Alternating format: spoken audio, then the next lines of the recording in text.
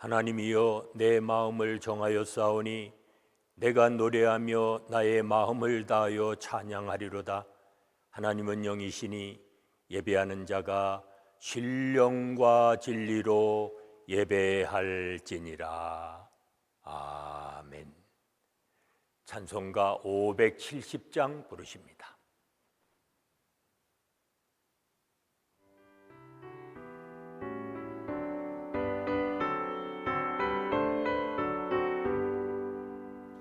주는 나를 기르시는 목자요, 나는 주님의 귀한 어린 양. 푸른 풀만 먹이시는 물가로 나를 인도하여 주신다. 주는 나의 좋은 목자, 나는 그의 어린 양. 저를 따라 꿀을 먹여주시니 내게 부족함 전혀 없어라. 예쁜 새들 노래하는 아침과 너를 비키는 고운 밤원에 사랑하는 나의 목자 음성이 나를 언제나 불러주신다. 주는 나의 좋은 목자, 나는 그의 어린 양. 저를 따라 꿀을 먹여주시니 내게 부족함 전혀 없어라.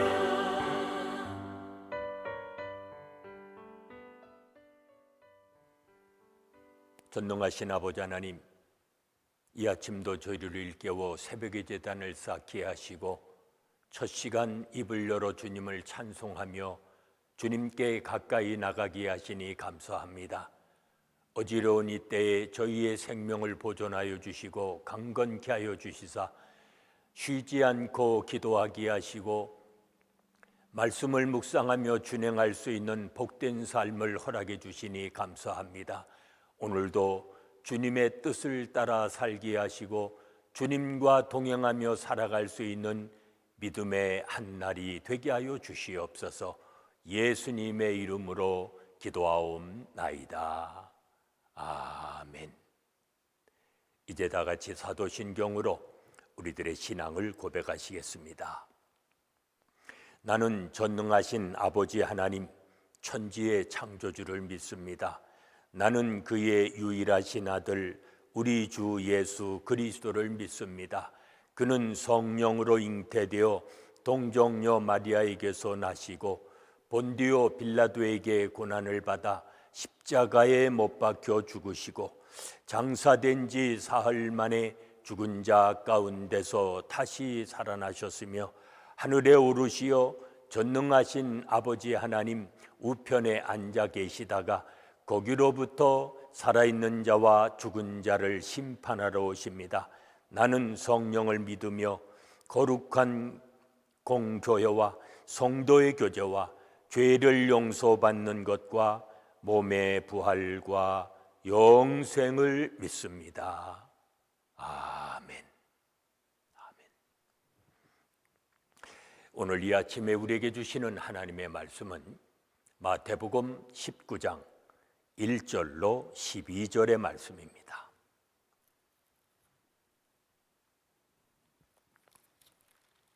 마태복음 19장 1절로 12절의 말씀 봉독합니다.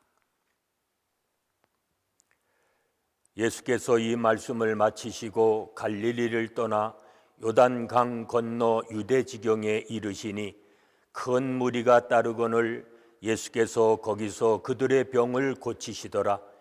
바리새인들이 예수께 나와 그를 시험하여 이르되 사람이 어떤 이유가 있으면 그 아내를 버리는 것이 옳으니이까? 예수께서 대답하여 이르시되 사람을 지으신 이가 본래 그들을 남자와 여자로 지으시고 말씀하시기를 그러므로 사람이 그 부모를 떠나서 아내에게 합하여 그 둘이 한 몸이 될지니라 하신 것을 읽지 못하였느냐? 그런즉 이제 둘이 아니요 한 몸이니 그러므로 하나님이 짝지어 주신 것을 사람이 나누지 못할지니라 하시니, 여짜오되 그러면 어찌하여 모세는 이혼 증서를 주어서 버리라 명하셨나이까? 예수께서 이르시되 모세가 너희 마음의 완악함 때문에 아내버림을 허락하였거니와 본래는 그렇지 아니하니라. 내가 너희에게 말하노니 누구든지 음행한 이유 외에 아내를 버리고 다른 데 장가드는 자는 간음함이니라. 제자들이 이르되 만일 사람이 아내에게 이같이 할진대 장가들지 않는 것이 좋겠나이다. 예수께서 이르시되 사람마다 이 말을 받지 못하고 오직 타고난 자라야 할지니라. 어머니의 태로부터 된 고자도 있고 사람이 만든 고자도 있고 천국을 위하여 스스로 된 고자도 있도다. 이 말을 받을 만한 자는 받을지어다. 아멘. 이제 성경에 보면 예수님께서 갈릴리를 떠나 배척, 고난, 죽음이 기다리고 있는 예루살렘을 향해 가십니다. 영광의 자리를 떠나서 죄인들의 처소로 내려오신 것은 죽음의 땅에서 생명과 평화를 주시기 위함이었습니다. 이제 그 뜻을 이루시려고 예루살렘, 십자가, 그리고 죽음을 향해서 주님은 나아가십니다. 이제 그 여정에서 주님은 무리를 가르치시기도 하고 치유하시기도 합니다. 그렇다면 주님의 제자들은 바로 이 주님의 길을 따라가야 합니다. 주님의 제자인 오늘의 그리스도인들의 목적지는 성공과 번영이 아닙니다. 고난과 죽음의 상징인 십자가이어야 합니다. 그 여정에서 평화가 꽃피고 새 생명이 주어지는 것입니다. 주님이 결혼을 통해서 우리로 하여금 한 몸을 이루게 하십니다. 하나님은 사람을 독립적인 존재로 지으지 않으셨습니다. 의존적인 존재로 각각 남자와 여자를 지으셨습니다. 그리고 결혼을 통해서 한 몸을 이루게 하셨습니다. 그러므로 결혼은 창조의 신비입니다. 결혼의 신성한 의미를 마음에 새기고 결혼으로 이룬 가정을 우리는 소중하게 지켜야 합니다. 그런가 하면 하나님은 독신도 허락하셨습니다. 천국을 위해서 스스로 독신을 선택한 이들을 귀하게 인정하십니다. 결혼이 하나님의 선물이듯 독신도 하나님의 선물입니다. 오늘의 교회는 다양한 사정 때문에 결혼하지 않고 독신으로 사는 이들을 어떻게 대하고 있습니까? 홀로 교회를 찾는 이들이 차별을 받거나 소외지지 않도록 우리는 얼마나 배려를 합니까? 유대인들은 이혼 증서를 반드시 써서 보내라 하는 이 약자의 보호법을 이혼 허용법, 곧 강자의 법으로 왜곡시켰습니다. 예수님께서 본래의 의미를 설명하자 제자들이 당황해합니다. 이때 제자들의 반응은 결혼에 대한 유대인들의 왜곡이, 그 생각이 얼마나 보편적이었는가를 잘 보여주고 있습니다. 우리도 자신의 이익을 위해서 말씀을 왜곡하거나 악용하고 있지는 않는지 우리 자신들을 성찰해 봐야 할 것입니다. 성숙한 그리스도인들은 서로 하나 되기 위한 노력을 멈추지 말아야 합니다. 인간의 본성 때문에 음행, 가정폭력, 영적인 문제로 고통받고 있는 가정들을 위해서 우리는 기도하며 또 그들을 늘 도우며 살아가야 할 것입니다. 기도하십시다. 은혜로우신 아버지 하나님, 오늘도 새날을 주시고 귀한 말씀을 통해서 주님의 뜻을 따라 살게 하시니 감사합니다. 하나님의 의도가 무엇이며 하나님이 무엇을 허용하셨는지를 깨달아 그것을 준행함으로 이 땅에서부터 하나님의 나라의 백성으로 살아갈 수 있는 주의 자녀들이 되게 하여 주시옵소서. 예수님의 이름으로 기도하옵나이다. 아멘. 아멘. 찬송가 604장 부르십니다.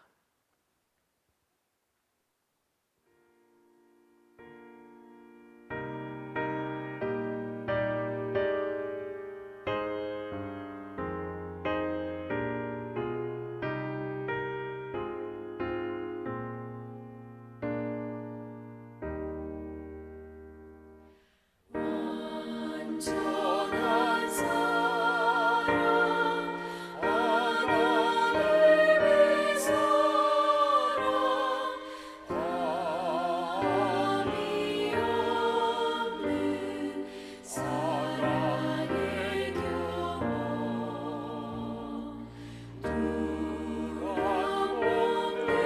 없네요 오라 믿게 설라 손 모아 주님 앞에 입니다.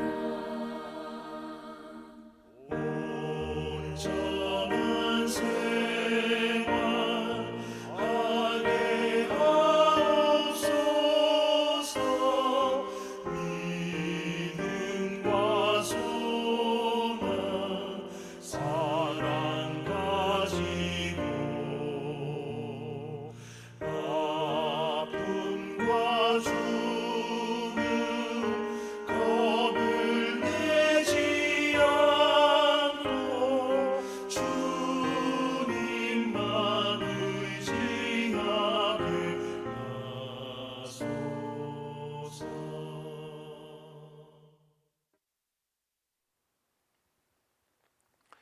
이제 이 시간 함께 중보기도 하십니다.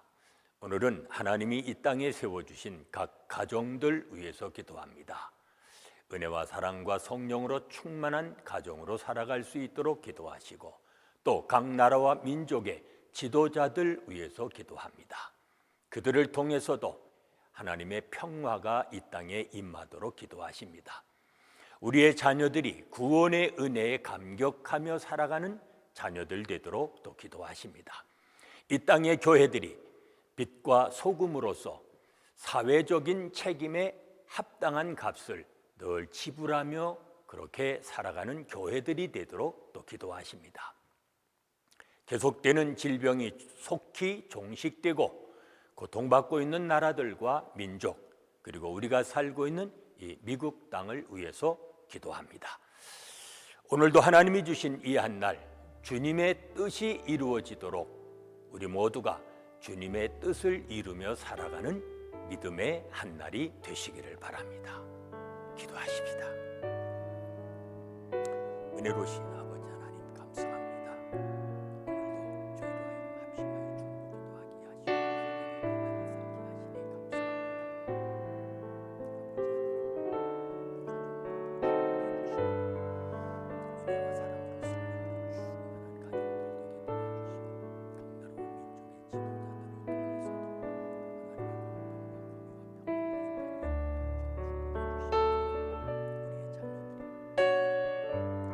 은혜에